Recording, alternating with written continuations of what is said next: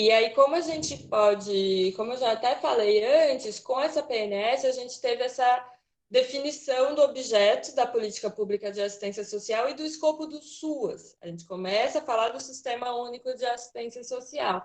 Mas a própria PNS, se você for olhar nas últimas páginas dela, ela coloca, ó, agora a gente tem alguns desafios. Esses desafios são basicamente como implementar esse Sistema Único de Assistência Social. É importante colocar que nesse mesmo ano em que a gente publicou a PNS, né, que foi em 2004, foi instituído também o Ministério de Desenvolvimento Social e Combate à Fome, o MDS, ou então MDS, que hoje é o Ministério da Cidadania. Antes a gente tinha uma Secretaria de Assistência Social vinculada ao Ministério da Previdência, e a gente tinha também, vinculado à Presidência da República, uma secretaria de... Era até um ministério especial, que era chamado de Segurança Alimentar. Mas a partir de 2004, a gente cria o MDS. E aí, vamos lá. Só recapitulando, eu sei que eu estou repetindo bastante isso, mas é importante recapitular porque eu imagino que sejam conceitos bastante novos, assim, não sei. Mas, enfim, a PNS consolida essa trajetória que eu já comecei a falar desde ontem, de responsabilizar o Estado como regulador e provedor das ofertas socioassistenciais. Então, o Estado ele tem serviços próprios, ele tem os centros de referência de assistência social e ele regula como essas ofertas, né, de serviços e benefícios chegam até a sociedade.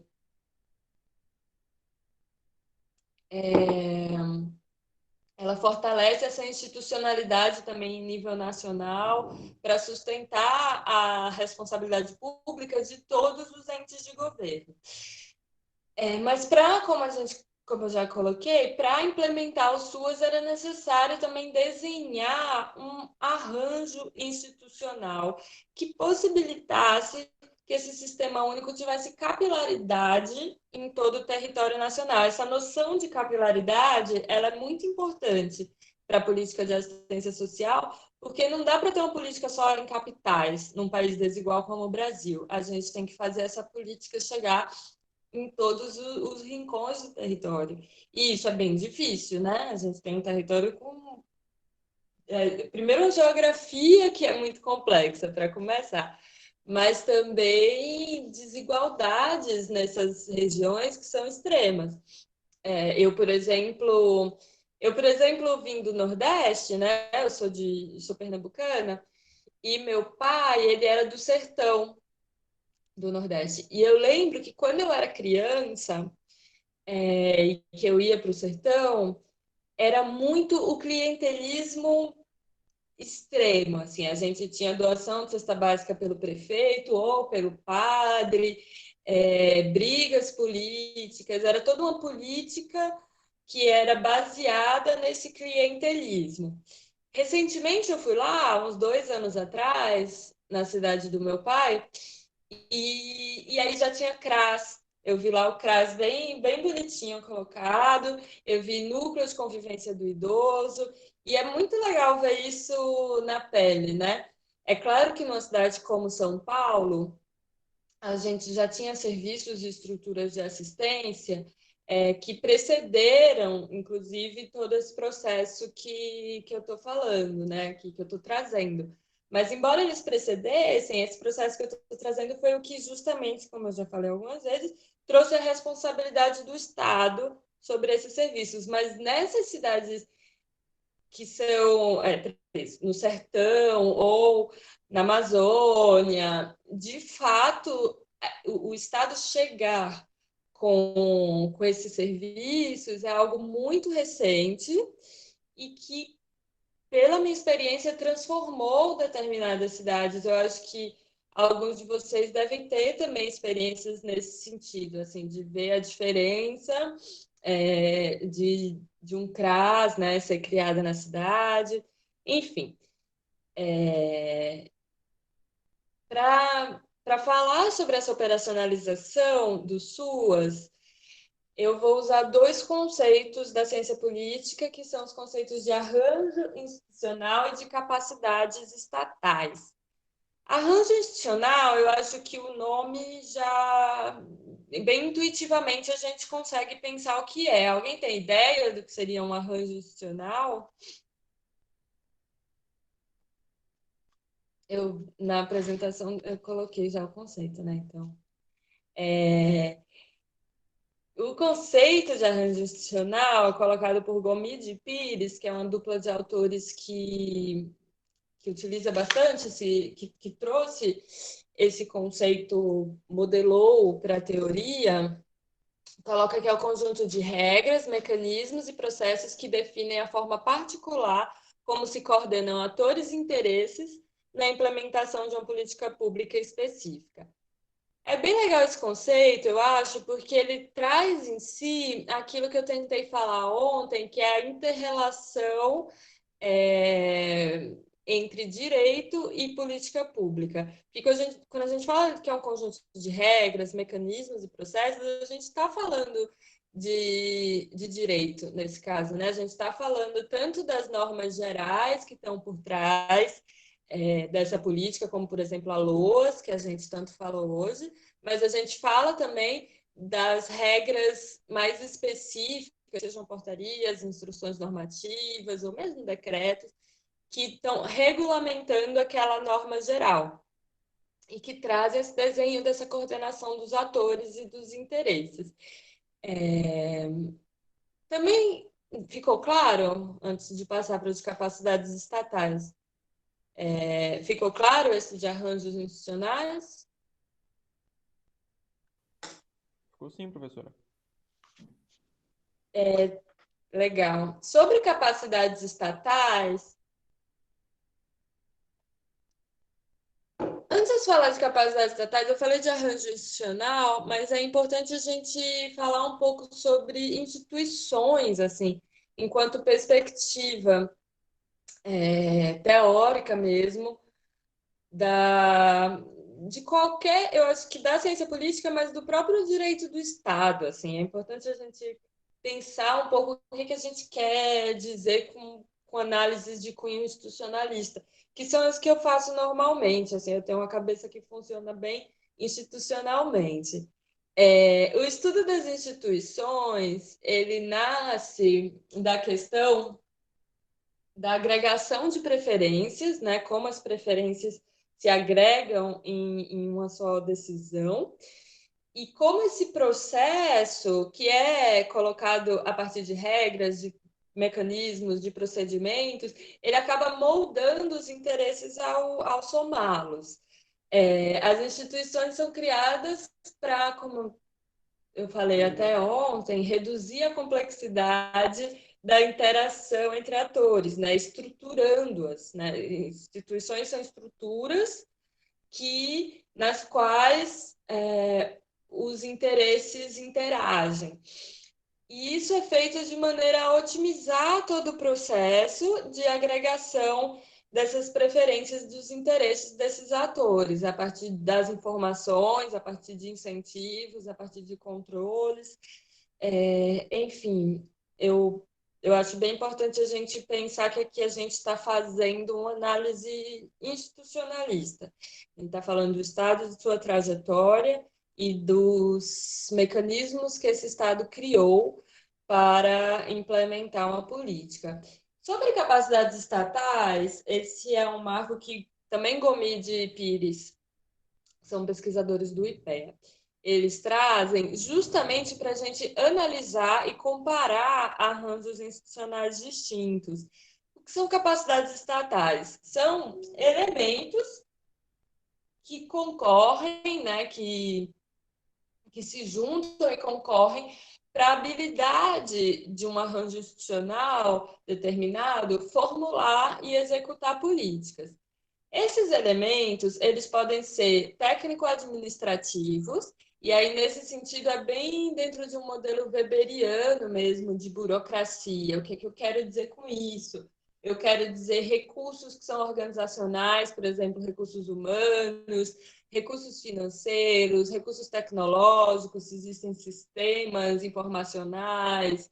Essas são as capacidades técnico-administrativas para formulação e implementação de uma política. Mas a gente tem capacidades estatais também que são político-relacionais. São todos os mecanismos que são pensados dentro daquela política para conferir a tal política legitimidade. Então, no caso do SUAS, que a gente está falando, essas capacidades estatais político-relacionais, elas foram pensadas na chave da participação política. Como eu já falei ontem, a gente tem todo o desenho das conferências, a gente tem conselhos municipais que são obrigatórios para adesão ao SUAS, a gente tem conselhos estaduais, o Conselho Nacional. Então, essas são as capacidades político-relacionais e também seriam capacidades político-relacionais, eu acho, a descentralização administrativa, que também acaba sendo que também precisa de capacidades técnico-administrativas para ser bem implementada. E é sobre isso que a gente vai falar agora, né? Sobre essa fase do SUAS de adensar e desenvolver essas capacidades estatais para sua implementação. Esse é o momento que é inaugurado com a Política Nacional de Assistência Social e que é desenvolvido logo no ano seguinte, com mais intensidade, pela Norma Operacional Básica do SUAS de 2005, que trata do seu arranjo institucional e financeiro, de caráter intergovernamental. Depois a gente tem, e aqui eu já estou entrando naquela fase dos direitos sociais, a sua concretização.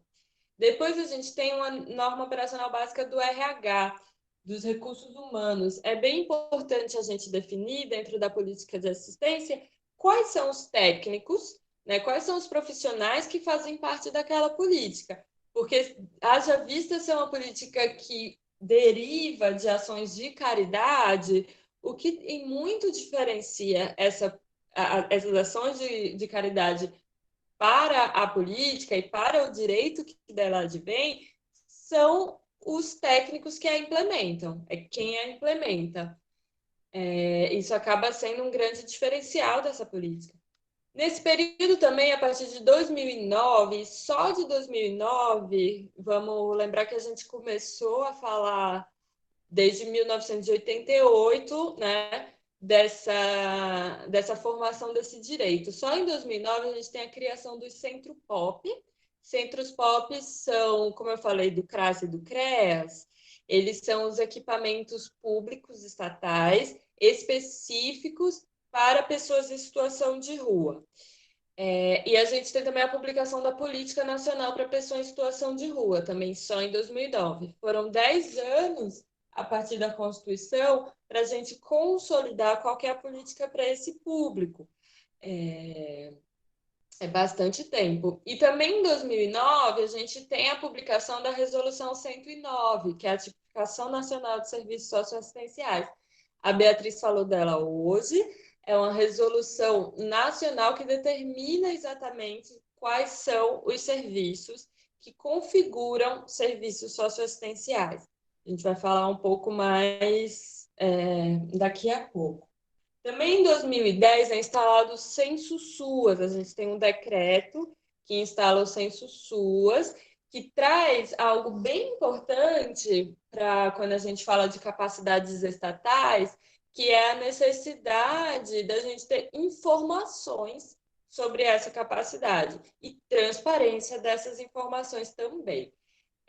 O Censo SUAS ele é preenchido pelos CRAS, CRES e Centro Pop, pelas secretarias municipais de assistência social, e ele é consolidado no Ministério a fim de ter uma fotografia da política de assistência social no país.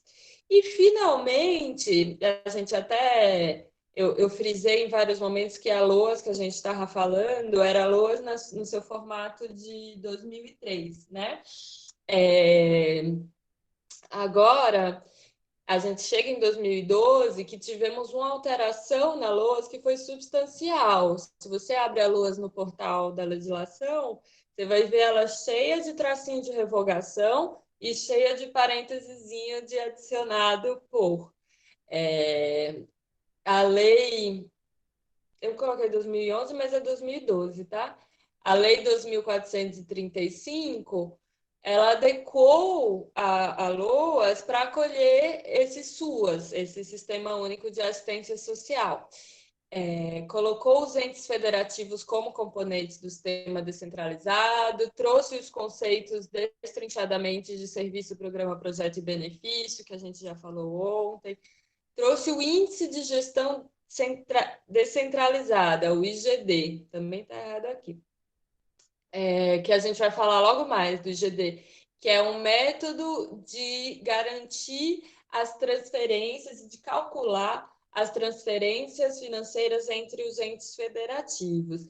E cria o Cadastro Nacional de Entidades de Assistência Social, o CNEAS, que é um cadastro de todas as entidades de assistência social nacionais, para a gente ter um controle, né, e uma regulação dessas entidades.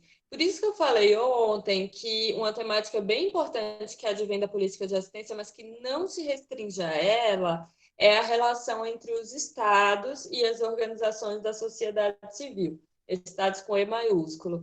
É, Bom, no caso, seria só no caso brasileiro, e trazer toda essa evolução, assim, desde a reforma Bresser, porque foi variando muito a relação entre o Estado brasileiro e essas organizações, e desemboca no Miroski, que é o marco vigente que a gente tem hoje.